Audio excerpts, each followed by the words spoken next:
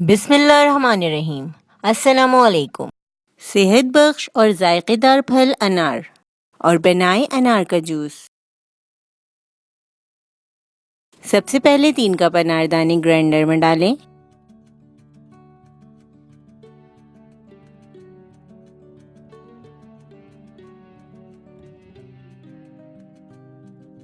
अब 2 कप पानी डालें।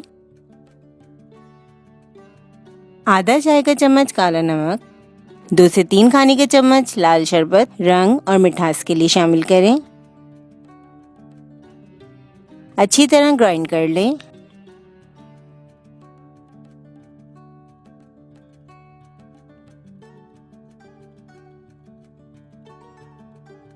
अब छान लें।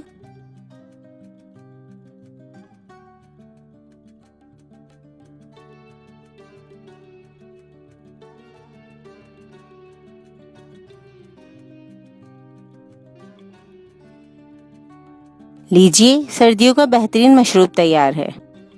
इस रेसिपी को ज़रूर ट्राई करें और अपनी राय से ज़रूर आगाह करें और साथ ही वीडियो को लाइक शेयर करके चैनल को सब्सक्राइब ज़रूर करें ताकि हमारी हौसला अफजाई हो सके।